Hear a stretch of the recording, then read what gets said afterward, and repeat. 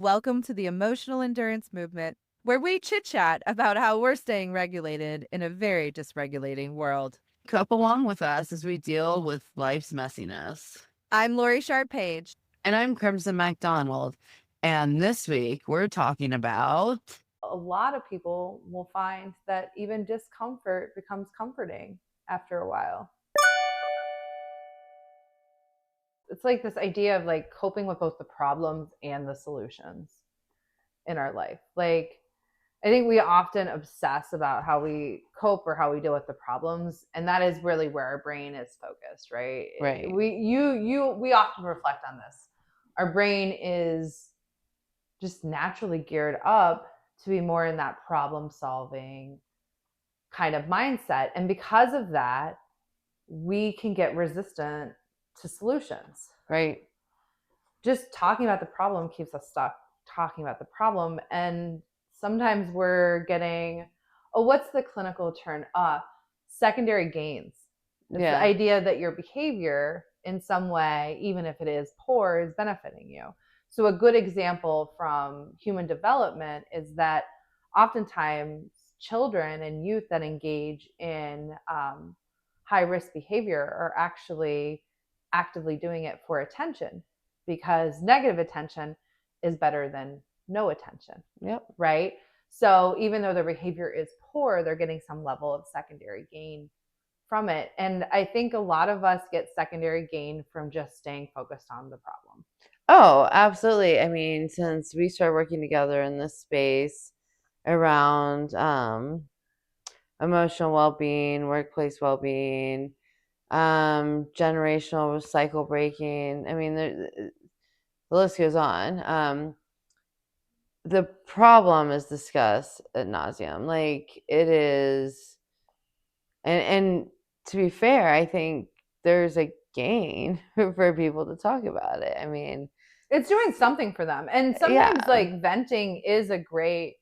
But I mean, like, but rarely is it the only thing you need to do. But I also think that there's a gain from people that are actually profiting off of the stating the problem. Yeah. Right? Because people connect to that. Like, there are people that are out on the speaking junket that are only naming the problem and not naming the solution. Maybe the solution you have to pay for.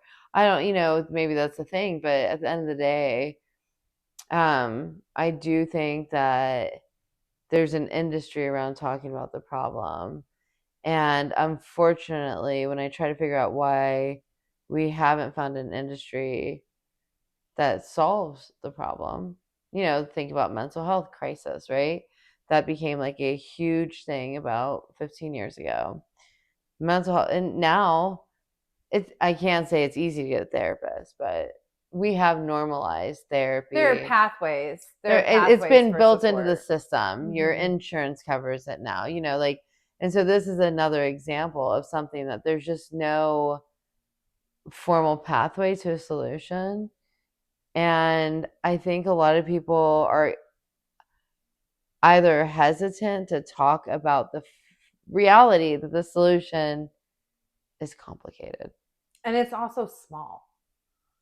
It's also varies. I mean, it's small, but it's hard.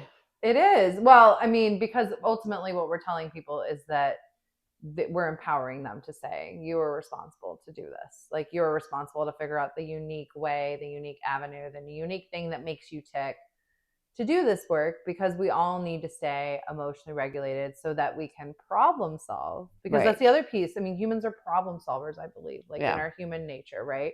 So we are literally like a dog with a bone when we're with the problem, right? Yeah.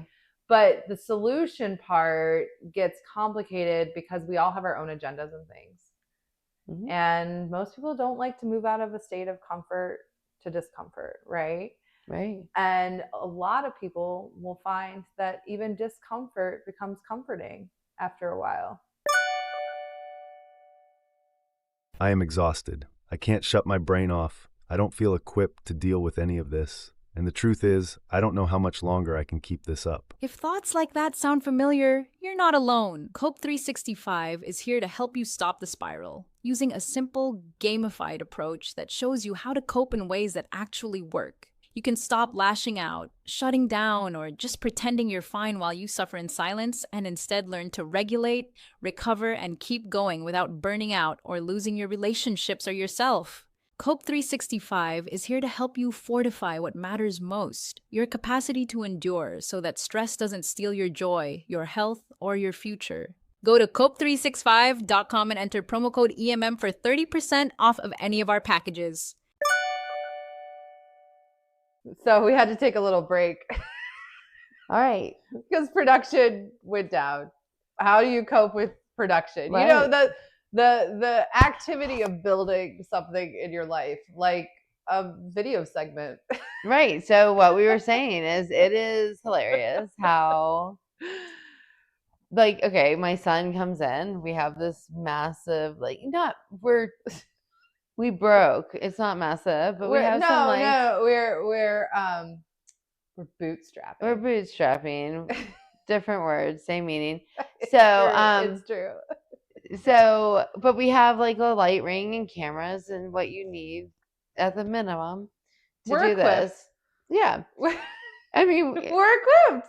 we're equipped. We're And equipping. so, yeah, my son's like, this is ridiculous. Nobody would do this. This is like overproduced. And I'm like, no, we be ghetto. Like, this is not overproduction. And I explained to him, so we watched the YouTube series. It's Ryan Trahan. He's adorable. Talking about emotional endurance. Like, that I call him a kid. He's 27, and I didn't believe it, so I had to like see it on. But anyhow, he's a very kind and compassionate, good role model, to be honest, as a male in today's YouTube culture. But he did 50 states in 50 days. And so I watched it with my kid. It was really fun. Call out. It was great. And I'm like, well, what do you think like happens when he does like these clips? Like when he is standing there reviewing an Airbnb. What do you think is behind that? Like, he doesn't have a person with him. Mm-hmm. He has a camera stand. Mm-hmm. He most likely has a ring light. He does. And like that's part of like he has all of his equipment. Now he holds his mic and so it's obvious. Yeah. But I think my son really thinks like he whips out his phone, it magically floats above him. He talks into it. He makes a whole bunch of videos and like goes and puts them on CapCut. And like that's a YouTube video. And I'm just like, no. So there's so much that goes into all the things. And that's why I think coping with production is like something we have to talk about, because it's not just enough to want to do the thing. It's also all the weird, intricate, woven together work that it takes just to do a single thing. Well, and the fact that you need a well-equipped team, right? Which is part of like what we're talking about. Thank God there'd be two of us. Like we'd be like, right. I don't even know. Right. And not only that, but like when, you know, let's say your mic equipment all goes out and you realize that after you recorded a whole segment, if both people aren't positive, like able to be resilient in that moment and roll with it, then you're regulating the other person. You're nervous about how they're going to react. Yeah. You're constantly. It can be really disruptive. Yeah, it's so disruptive versus like, okay, well, like, how do we move forward? I got to be honest. Being able to redirect to lunch was helpful. It was helpful. It was definitely a good strategy in my opinion. And I'm not saying that Jersey Mike's needs to promo us, but hey, Jersey Mike's. Yeah, you were. That sub was. You were our go-to in our turmoil. It hit. And it helped me cope with the fact that it was all falling apart. But now we're back. We are. And with a new constitution, you know? And I think that's the thing. That's the resilience part of psychological capital, right? It's like you have to just roll with it. You have to be able to bounce back from it, get back on the horse. Yeah. Even if Jersey Mike's is required in between, you do what you got to do. But I think when you think about production teams, and this is, you know, seen it in the development world and technology, And I've always kind of worked in something that required some level of production. And it's a lot. I mean, Yeah. even just like, from political days, those janky political events with a janky podium and the flyers, like the banners, like it takes a lot to pull off production. I know. And then sometimes when you win, I mean, this doesn't happen a lot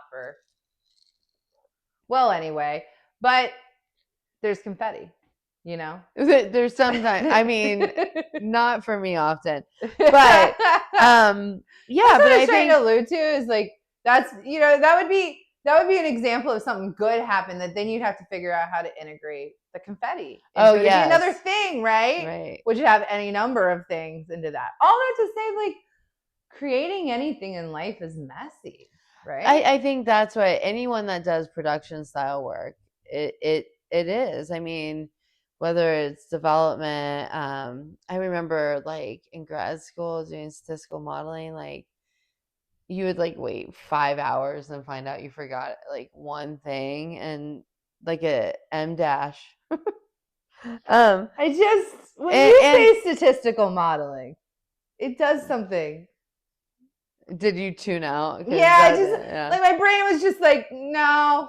But there are people out there that do the really hard, tedious production work. I mean, this is like a different form of production. Yep. At the end of the day, like this is different than. And then there's the people that have to like organize the producers, and that's like, it's hard work. We're there. We see you. Thank you for joining us on this week's episode of the Emotional Endurance Movement. Make sure to like and follow us for more great coping and emotional endurance content.